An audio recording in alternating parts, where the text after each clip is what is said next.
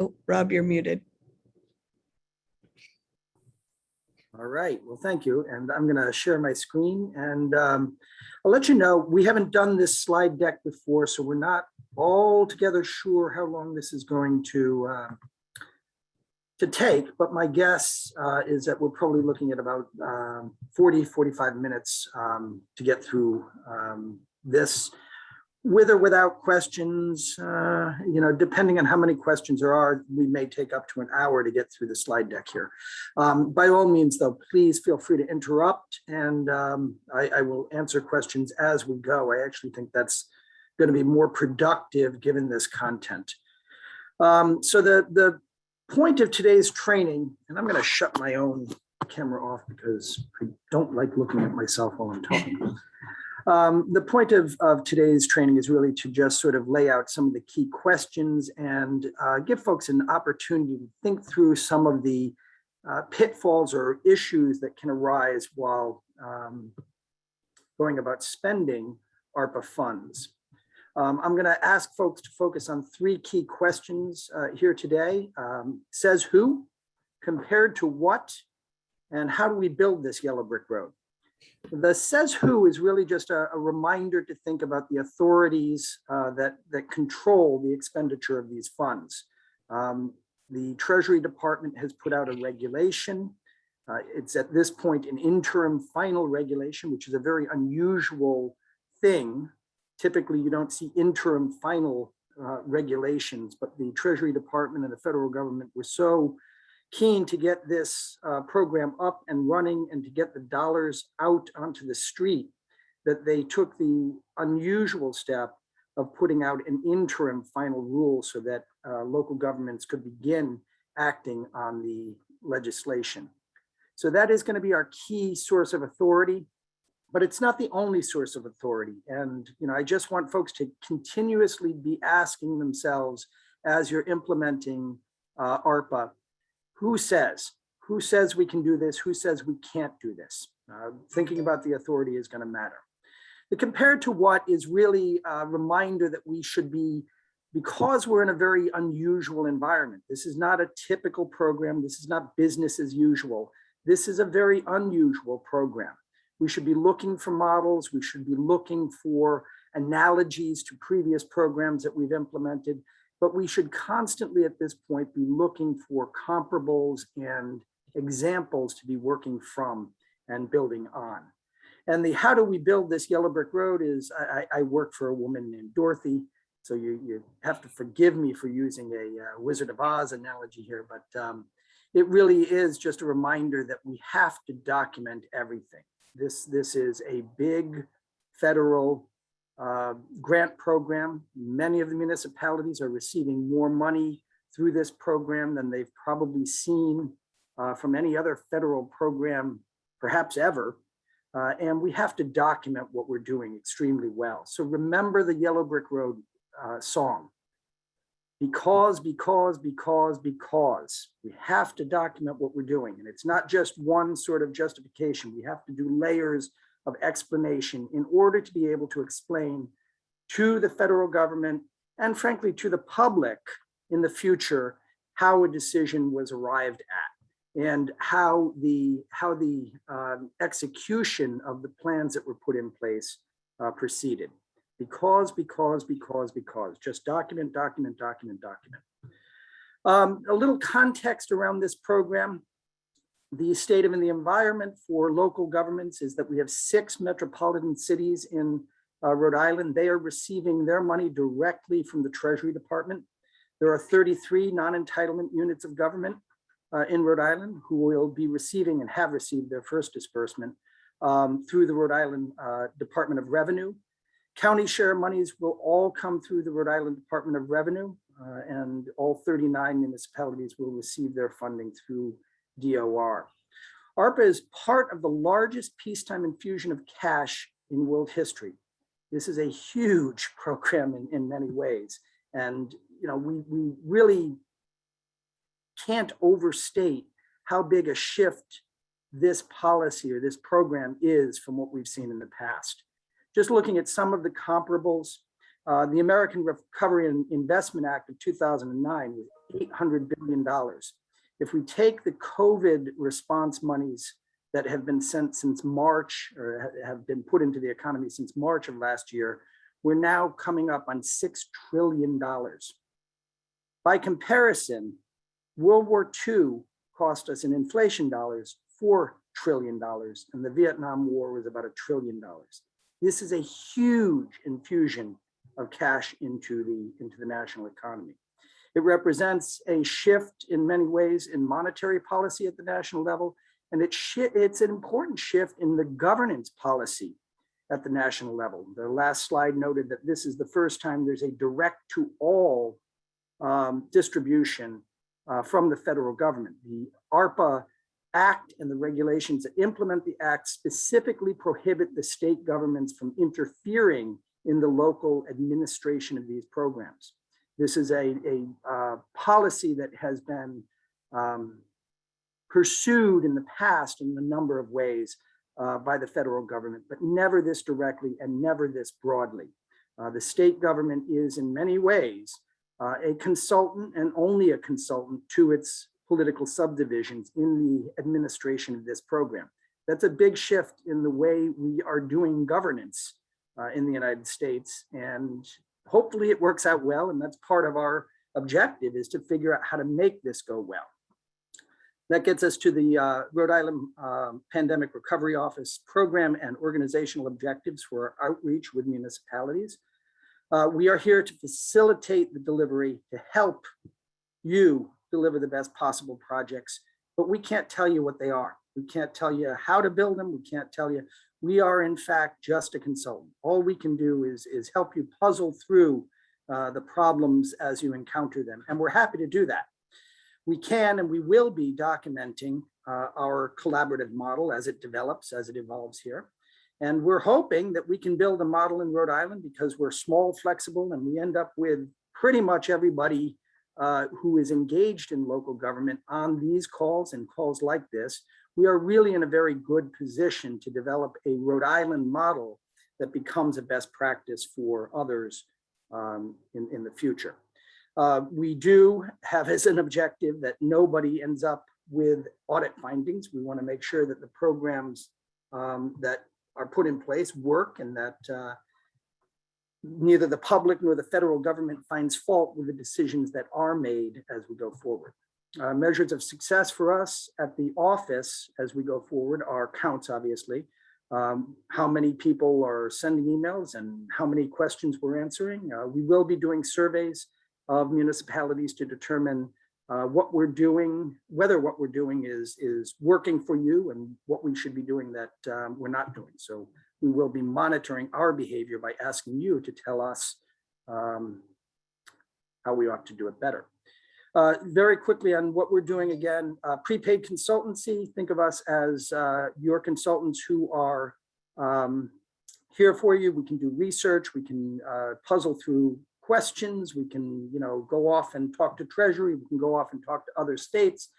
We can spend a lot of time and energy that while you're running municipalities you may not be able to do.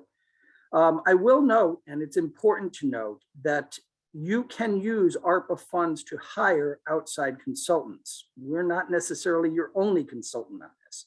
You can spend monies on administration, and you can spend monies on outside experts. Another function that we hope to be performing is that of convener. We would like to be working with municipalities and state agencies as they implement programs that are related to what you're doing.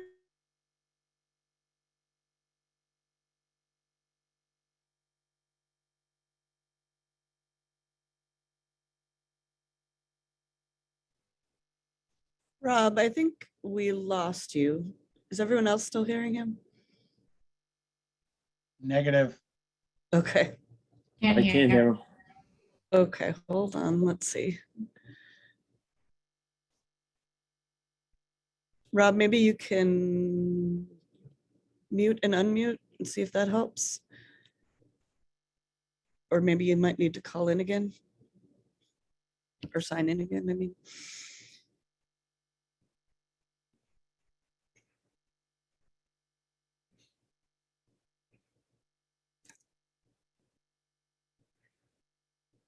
Thanks for bearing with the technical difficulties, folks.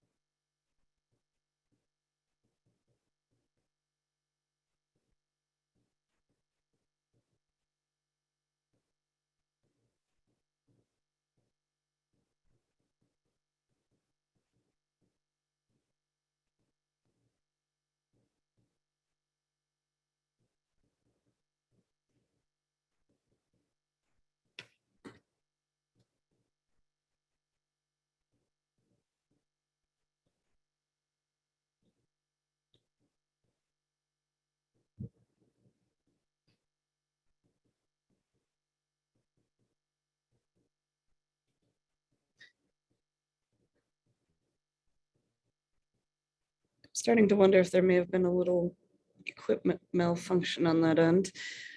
I'm gonna mute and try to give him a call.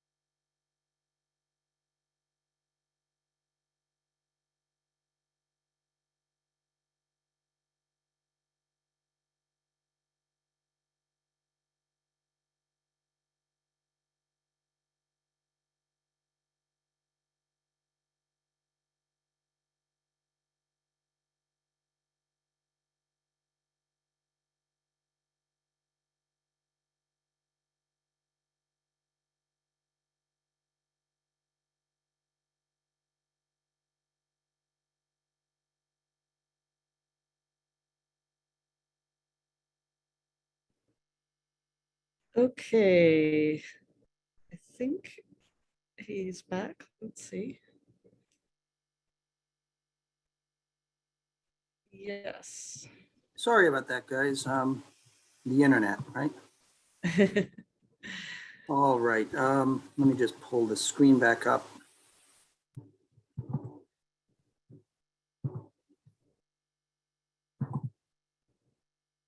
All right.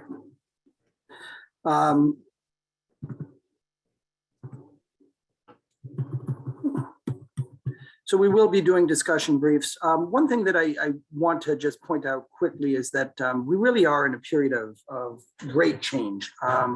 We're seeing a lot more money. We're seeing a lot of shifts in the way that the money and the programs are being delivered here. And one thing for us to keep in mind is that we need to sort of hold on to the models and the methods that we've used in the past that have been effective, but at the same time, we need to be developing new ways of doing things. This is an old management concept known as institutional duality.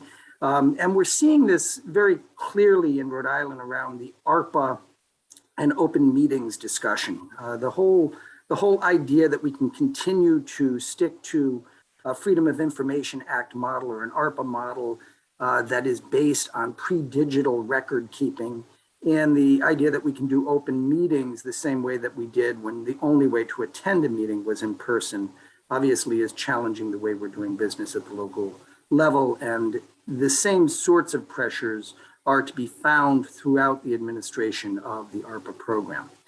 The policy broker coordination convener role that I talked about a little bit before, this is really about making sure that the state agencies are considering the opportunity for collaboration. And I would suggest, and I'm hoping to entice state agencies into thinking about their projects as leverage, as an opportunity to entice local investment to augment their efforts. There's a large number of things that state agencies may end up doing that will parallel and in some cases probably happen on the same streets as projects that local governments are doing. Broadband, sewer projects, water projects, other infrastructure projects. For example, simple things like bus shelters.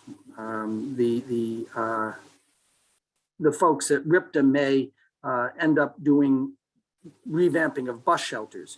I know that a lot of local governments would like to see different bus shelters than some of the ones that are out there. So, there may be an opportunity to work with RIPTA to come up with a different design or style, that kind of thing. In terms of sort of thinking through how you select a project for ARPA funding use, I'm using the following model.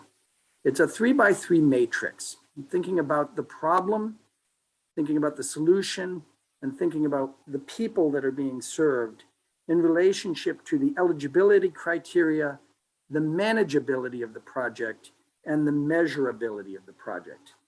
Measurability is less of an issue for the non-entitlement units of government under ARPA than it is for the large metropolitan cities, but it's still an important issue because it gets to that whole Wizard of Oz because documentation thing.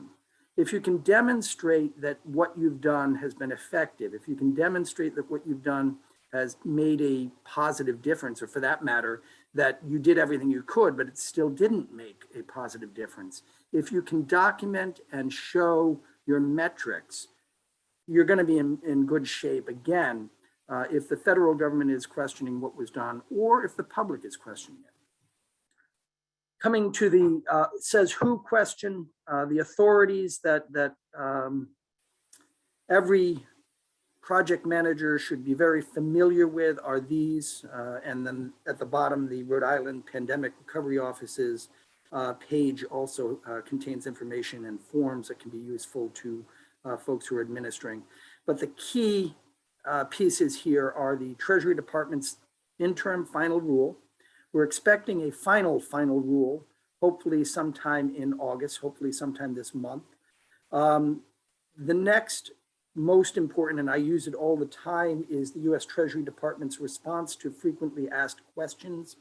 This is a document that the Treasury Department updates fairly regularly.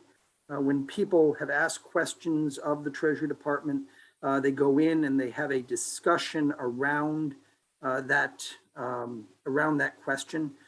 I will also point out that the link to the interim final rule that I've got just above the FAQ also has a discussion of the interim final rule. It's not just the regulatory language, it's regulatory language plus Treasury Department's explanation as to what the rule is supposed to mean. That was augmented with the FAQs because no discussion can be complete when you're dealing with a complex subject like this one. So they do update that on a fairly regular basis. The fourth line there is the Treasury Department's compliance and reporting guide. This is an essential document for the metropolitan cities. It's a good guide, but it is not controlling for the NEUs. The non-entitlement units do not have to do the same level of reporting that the larger metropolitan cities do. But there's a lot of information in there that is directed at the larger metropolitan cities that would be useful in sort of thinking about how to do things like public engagement. Again, not as controlling for the NEUs, but a lot of useful information. The Pandemic Office has links off to forms and documents that are also helpful. I actually didn't mean to click that, guys, so let me just come back out here and get back to the slide deck.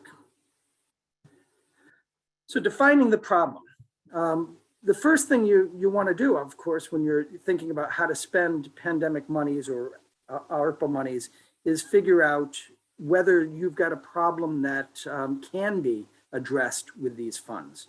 Not every problem can be addressed with ARPA funds. There's some activities are specifically prohibited.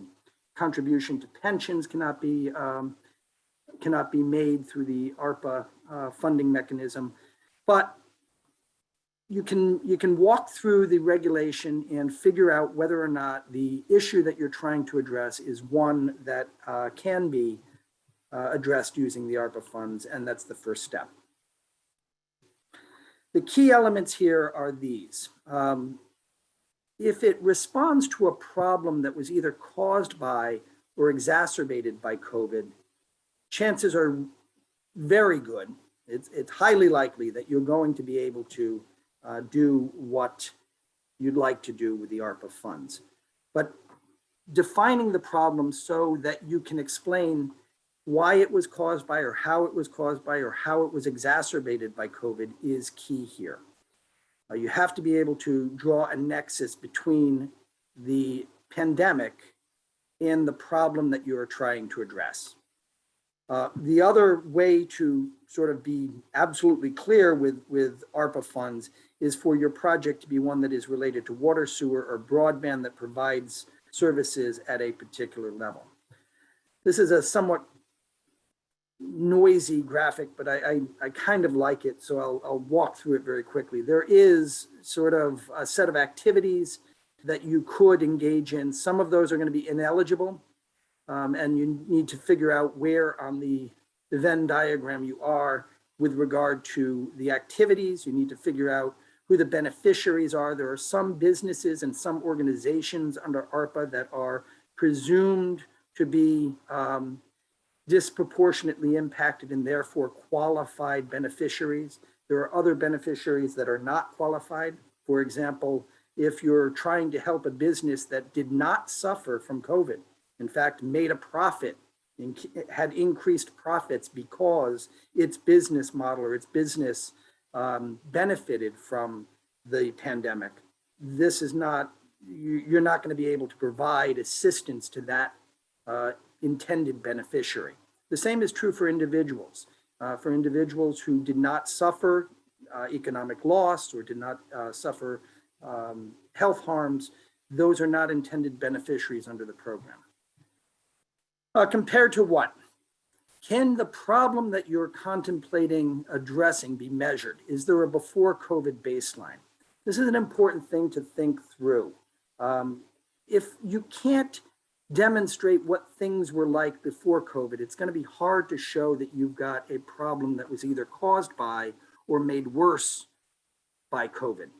So thinking about whether the problem has a baseline is important here. Can data be gathered to demonstrate how things improved? If you can show that there was a problem caused by or exacerbated by COVID, you're also going to want to be able to demonstrate that the problem has been solved by whatever intervention you're contemplating. So can the problem be measured? Can be measured before COVID? Can you demonstrate that things are worse after COVID? And can you think of a way to demonstrate that things have gotten better because of the intervention that you're contemplating? Do we know how May the I problem? interrupt you? Yes. So let's just say business A lost 10 grand during the pandemic and city B chose to give business A $1,000. So only solving a fraction of that loss. Does a fractional solution count, or do we have to solve said problem? Well, fractional solutions may count, but again, the metric here is going to be, what have you done to make things better? And if the $1,000, keeps the business afloat, for example, as opposed to putting them back to where they would have been had there been no pandemic, if you can demonstrate that that's a benefit, still being in business is a benefit, even though they're not back in the financial position that they would have been had the pandemic never occurred. But you're going to have to demonstrate that. You're going to have to be able to show that what you've done has made a difference. Your example's a good one as well, because it gets us to the question of which businesses are eligible for intervention. Which businesses can we help out? ARPA has three classes of businesses or three big groups of businesses that are specifically called out as being appropriate business sectors to intervene in: travel, tourism, and hospitality. Hospitality is a very broad category in the federal classification scheme. It includes restaurants, it includes, all sorts of resorts, campgrounds, all sorts of businesses qualify as hospitality businesses. However, not everything is a hospitality business. I keep using the example of the fishing industry. In Rhode Island, we know that the fishing industry took a big hit because of COVID. It's not hospitality. It may supply the hospitality sector, but it's not itself a hospitality business. So the local unit of government has the authority to go beyond the three: travel, tourism, and hospitality, and say, this industry in our town, this industry in our section of the country, this industry that we want to provide assistance to was impacted negatively by the pandemic. That's got to be documented. If you're going to go with any business that isn't travel, tourism, or hospitality, you're going to have to explain how you came to the conclusion that that industry, that sector of business was negatively impacted. And then you're going to have to go through and you're going to have to explain why the businesses that received the benefit received the benefit. You don't have to necessarily document that each business suffered, but if you're talking about a small number of businesses, it's going to be tough to hang your hat on just the industry suffered. So for example, let's take a fictional community that has two fishermen, just two fishing boats go out of the port. We know that the fishing industry suffered. And you could certainly document that the fishing industry in Rhode Island suffered. So the local town council decides we can demonstrate that the fishing industry suffered. We're going to provide a benefit to the two fishermen that call our town home port. Because it's just two, I'd want to make sure that I've got some data about whether or not they suffered actual harm. The industry analysis has to be done. In this case, because we're talking about such a small number of firms, I'd also strongly recommend that there be some analysis about the impact on those particular firms. Because you don't want to get caught in a situation, I think, where, yes, the industry was harmed, but the harm is, let's say, all in the squid, part of the business, and the folks who were fishing striper all did very well. Or the fishing is of a different type. It's recreational fishing for your two guys, and it's not commercial fishing. And the industry analysis is off because of that. The point here is you've got to think through the design of your program with an eye toward understanding what the problem you're trying to solve is and how the solution addresses that problem directly. Is that helpful? Dylan? Yes, sir. Sorry, I was on mute. Does that help? I mean, it's not, this is not easy. And the thing that makes this most difficult is usually the way grant programs work is you put in an application, you put out your best idea. The grant maker evaluates your application and says, yes, that's fine, that works, that's appropriate. That's not how this program works. This program relies on you to document things and to think about the problems as if you were the grant maker yourself in some ways. In fact, Right. That's probably a good way to think about ARPA program design. There will be no review by the state, and there will be no pre-plan execution review by the federal government. All the review is going to come on the back end. So what I would suggest makes sense is for you to think about this from both the grant requester and the grant maker's perspective. Think about this, as if I were giving the money out, what would I want to see? What would I want to know about this project? If I were making the grant to somebody else, what questions would I be asking of them? It's sort of the position we're in with this program. Thank you. So it's also important, I think, to think through sort of causality and simplicity. Was the problem that was caused by or exacerbated by COVID one that we can really demonstrate was closely tied to COVID, or are there a whole bunch of complicating factors?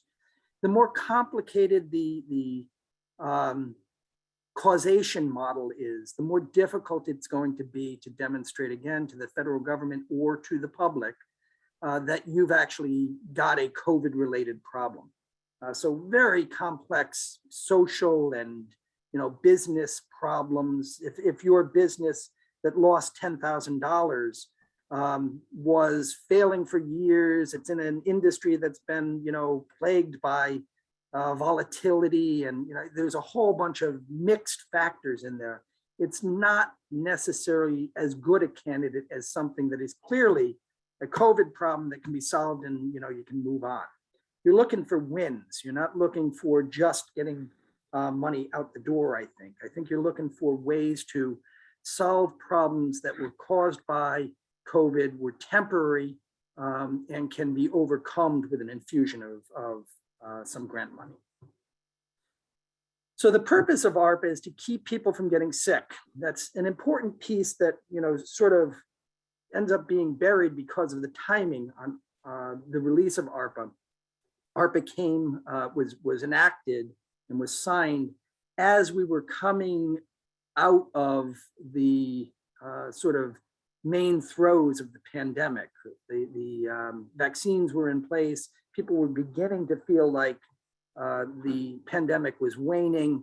So we don't have as much focus, I think, on the direct public health aspects. But ARPA is very much about making sure that the vaccinations can happen in the future, that testing can happen in the future, that clinics, temporary medical facilities that may be needed in the future, all of those functions, all of those things that we were doing throughout the pandemic can still be done using ARPA funds. We can still use ARPA monies for direct public health COVID response activities. The Act clearly prefers some solutions over others. The infrastructure categories that I was describing before, water, sewer, and broadband, are clearly they're allowed. You can do them. There's nothing complicated about them. Broadband has to be of a particular speed, which we'll see in a slide in the future, but it's really very simple to do the infrastructure projects in the water, sewer, and broadband categories. Infrastructure for other projects is more complicated. Initially, people, when looking at the Treasury regulation, were even taking a very narrow view and saying you can't do other infrastructure projects through ARPA. And that's because the language used in the Treasury discussion really did frown or seem to frown on the use of ARPA funds for non-water, non-sewer, non-broadband infrastructure. It is allowed so long as it's part of the revenue replacement expenditures that we'll talk about in the future. You can use ARPA funds for infrastructure, buildings, roads, other projects. It's just that you're doing so as part of a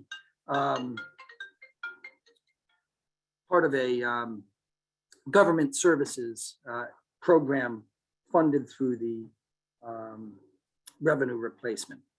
Is the proposed solution one that is statutorily preferred, or does it need to be justified? This is, again, things like the class of persons or businesses that's being provided the service. If it is a travel, tourism, or hospitality industry, participant, then it is a statutorily preferred business. If it's not, you're going to have to justify it. Back to the fishing industry example. Clearly, the legislation and the regulations prefer solutions for persons who are members of disproportionately impacted communities. It is absolutely clear from the social science research that minorities and economically disadvantaged communities suffered because of COVID more than affluent communities. And the legislation and the regulations prefer solutions that are aimed to providing assistance to households and businesses that have disproportionately impacted community members as part of the business or part of the household. So that's, that's an important consideration. And for a number of communities in Rhode Island, Newport, Warwick, Cranston, Providence, there are qualified census tracts that really almost anything can be done within a qualified census tract with these funds. Moving on. So public health negative impact, response to public health emergency with respect to COVID. This is again the point that you can do all of the things that need to be done in order to address continuing COVID infections. This is just a straight, clear, allowed use. Types of things, PPE, vaccine programs, medical expenses, enhancing public health data systems, anything that is related directly to fighting COVID is still an allowable use under ARPA. You can expend monies for payroll. I will note that unlike the CARES Act, ARPA has no presumption of public health and safety employee eligibility. You actually have to demonstrate that this is COVID response. There's not a presumption that all public safety employees are responding to COVID at this point. Negative impact on the economy. Again, we've talked about this already, so I'm going to jump through the slide, but if anyone has any questions, please jump in at this point. This really is hospitality, travel, tourism. The other industries you're going to have to be able to explain and justify. I don't know that it's a particularly difficult thing to do. I think that, it really is a matter of just looking at the local industries and saying, this is what the impact was. I'm sure that the folks at the Chamber of Commerce, I'm sure that businesses themselves in your community will be able to demonstrate or will be able to provide the data necessary to demonstrate the impacts that have happened to the arts community or to the, theaters and music venues and this sort of thing. Clearly there were impacts. Music and theater may end up being hospitality, but it's on the periphery. So there's a number of sources of data out there that I think would help you justify and explain how any particular business or segment of businesses has been impacted. And I wouldn't necessarily shy away from moving beyond travel, tourism, hospitality. I just think you need to be very aware of the fact that the story has to be told. The narrative has to be developed for those projects. Sorts of things that you can do: loans, grants, in-kind assistance.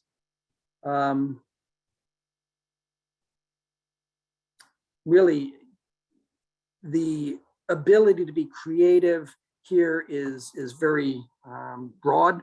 There's no reason for municipality to shy away from a grant program. If that's going to be the thing that helps the businesses in your community, by all means, it's permissible.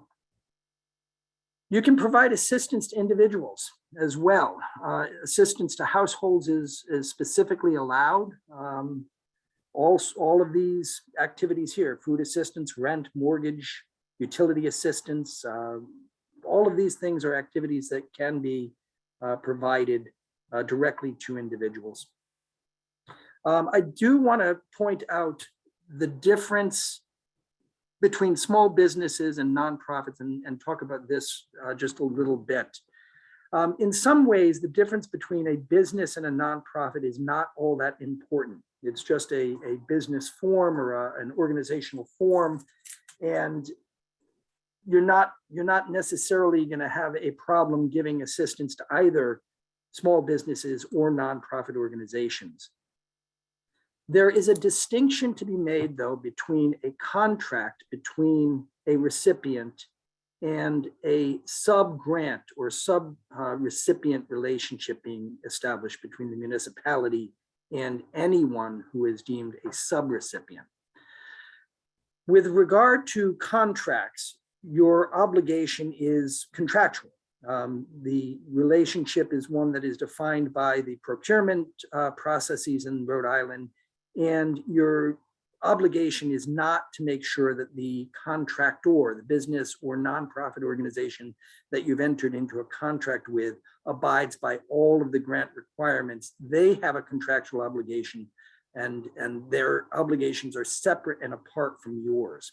However, if you make a sub grant, if you're passing the money through to a nonprofit organization or to a business for that matter, and they are a sub-recipient of the funds and they are executing, it's as if they were executing for you.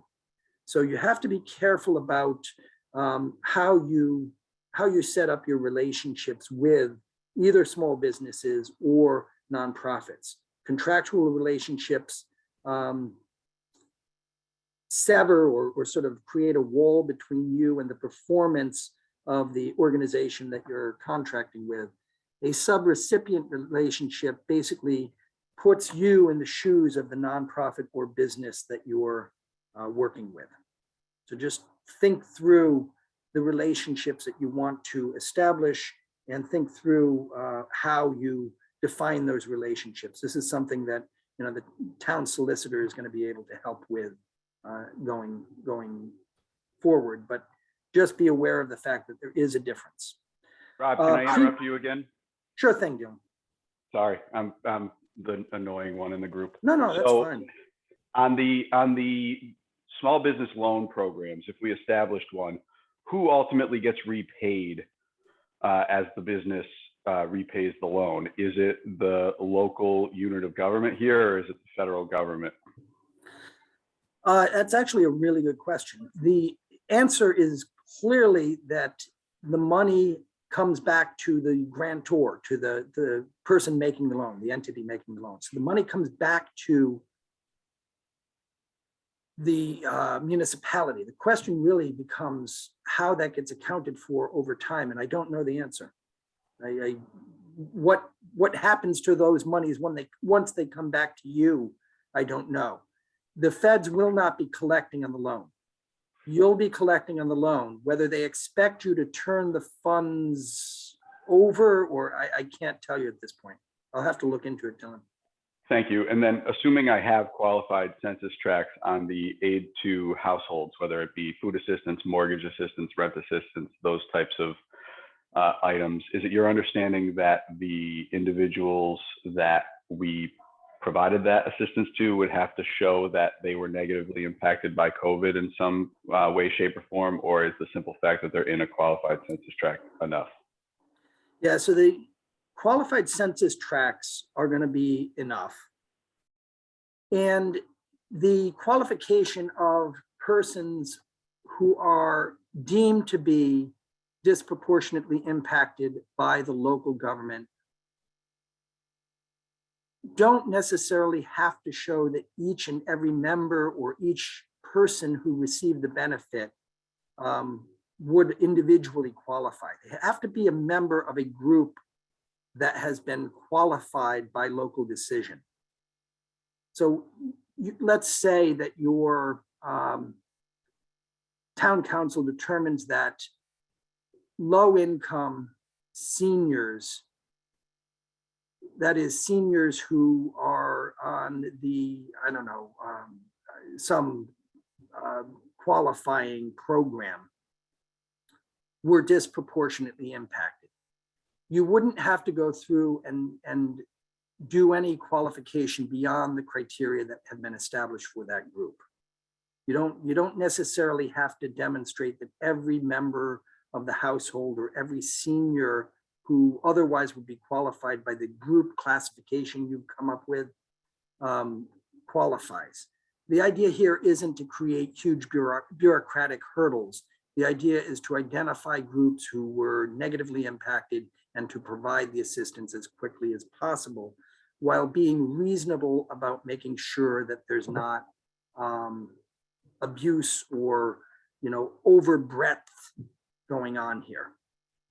Again, this is one of those tricky problems because you've got to be the evaluator as well as the person advocating for the program, or the entity advocating for the program. You've got to be your own check. Appreciate it. All right. Premium pay is an allowed use. There are some restrictions. Those restrictions are that it's additional pay up to $13 an hour. The total qualified period, that is from March 3rd, 2021 to December 31st, 2024, that a person can receive is $25,000. That is not an annual number. That seems to be the number for the entire eligibility period, again, March 2021 to December 2024. The worker must be in person. These are not benefits that are going to folks teleworking. Justification required if the pay that will be received by an employee or a worker is above 150% of the state or county average annual wage. This is one of the few things that can be retroactive. You can provide premium pay retroactively back to January 27th of 2020. Cannot reduce or substitute for normal wages. This is in fact just additional pay. If you're trying to balance your payroll this way, you're missing the point of the regulation and the legislation. Revenue replacement. Now, this is a big category. It's a fairly complicated methodology. We will probably do a specific training on this in the near future because there have been a lot of questions around it. The one thing for everyone to keep in mind here is that there is a category of spending under ARPA that allows the local government to identify the revenues that they lost, that the local government lost because of COVID. And that gap, the difference between what you would have made and what you did in fact bring in, that difference can be used for a very wide range of government services. You can identify that gap, the difference between what you would have brought in and what you did in fact bring in. You can use those funds for almost anything that a government can or should be doing. Now, it's either your actual lost revenue or it's 4.1% growth year over year. The 4.1% growth year over year is the national average for revenue growth for local governments. So if you look at your income for your base year, somebody's going to have to help me. I'm actually forgetting the base year is either 2019 or 2020. But you look at your base year, and that number is your zero number. Add 4%, 4.1% to that, and that's the amount that is available for these broad government service activities. That's the revenue replacement in a nutshell. The last big category of expenditures, and we've already talked about this, is infrastructure, water, sewer, and broadband. These are permissible. There's really very little complication about these. The only thing to note is that the broadband has to be 100 megabytes per second. And if it's not that, then it's not going to be a qualified broadband project. I will note that broadband investment is also included in the infrastructure bill that is being contemplated, was passed by the Senate 2 days ago. So you may have additional monies that are available to either augment a broadband project that you start here, or those funds may be available and you may be able to shift your planned spending on ARPA funds from broadband to another activity. How will this solution be documented? Very important question for us to be answering as we go through this whole exercise. You know, what is it that you're going to be doing to? Bob? Yep. Yeah, I had a question about the water sewer. Does that also apply to community type of water, you know, the local nonprofit associations that may have, you know, a large community wells or septic systems? Does that count for them as well? So they're not direct recipients. They're not receiving ARPA funds directly. If the municipality were to make the funds available to a water district or a water cooperative, I suppose, you can do that. There's nothing in the regulation that says they're not eligible as subrecipients. It's a water project. If it's qualified, who delivers it is not going to be determinative, I believe. I cannot think of anything in the regulation off the top of my head, Mark, that would prevent you from making a sub-grant to a water district or water cooperative. Even a private association, I think you're going to be qualified. So long as it's doing a project that is consistent with the Drinking Water State Revolving Fund criteria and the Clean Water State Revolving Fund criteria, I think you're going to be good to go. I can't think of anything in the reg that says you can't have that project delivered by other than the local government. But you're going to be on the hook for making sure that the criteria are met. So I think you can do it. And let me dig in a little deeper and make sure that, you know, there's nothing that I'm missing, but I can't think of anything in the regs that prevent you from making a sub grant to a cooperative or district. Thank you.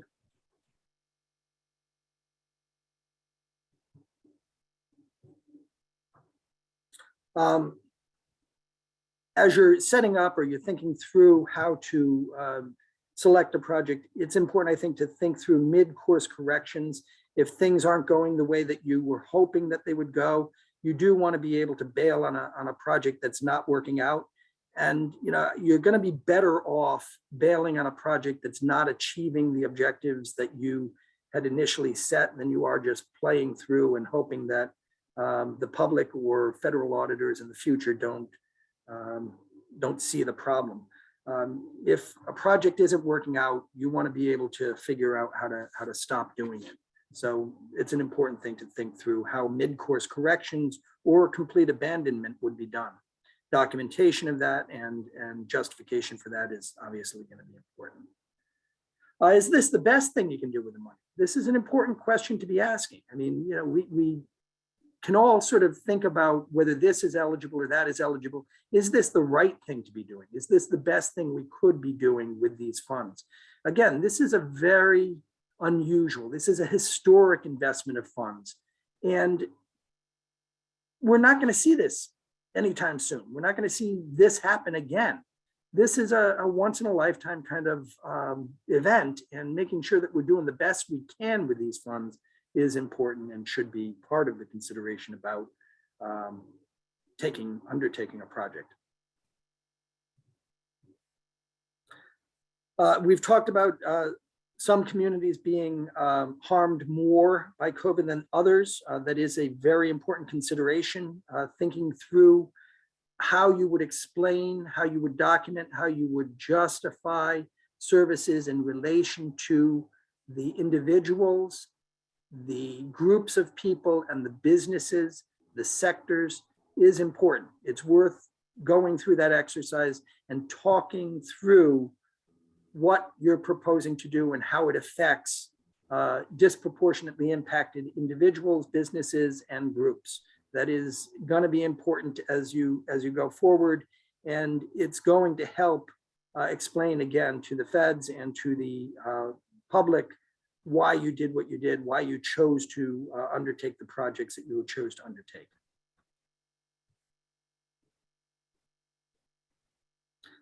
It's important to also think through how you're going to engage the communities that you're working with.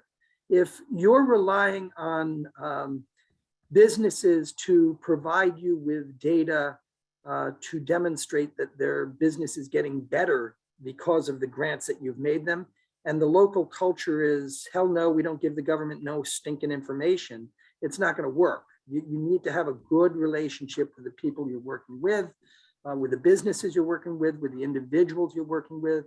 If you're providing rental assistance to individual families, for example, and it's impossible to get them because get information from them because they don't want to communicate or because they don't have the capacity, they don't have cell phones, and whatever. I mean, you have to just think through how you're going to be working with either your contractors or your subrecipients or your beneficiaries, and how you're going to collect the information you're going to need to demonstrate that the program has had a positive impact, has had a positive benefit. Is it going to be expensive? Is it going to be easy to do? Is it going to be hard to do these things? Think about all of these things as you think about which projects you're going to undertake. How will questions of equity be handled? Again, very important. The ARPA is very different than the other large monetary programs, the large infusions of capital that we've seen over the last several years. The Act specifically prohibits investment in pension funds. It specifically prohibits using the funds to pay down public debt. It is designed to help families.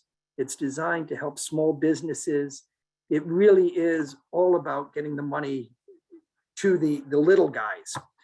This is not a top-down stimulus package. This is a bottom-up stimulus package. And everybody who's picking projects should be thinking about how this is going to help businesses and families and how it's going to make the community stronger over time. This is, again, once in a lifetime opportunity, and we need to be thinking about that big narrative, that big story. What are we doing here that's going to make a difference over the long haul?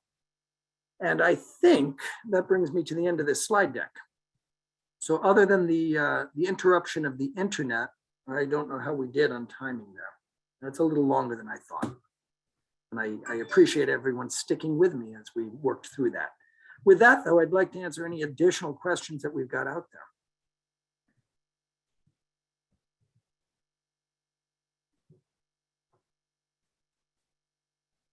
All right. Yes, we will be sending this slide deck to the league, and Jen can send this on to everybody who's on the call, and for that matter, anyone else the league would like to send it to. Absolutely. We're going to post it on our website as well. And I will also post this recording onto our YouTube channel too. So we'll be sure to circulate all of that information for you.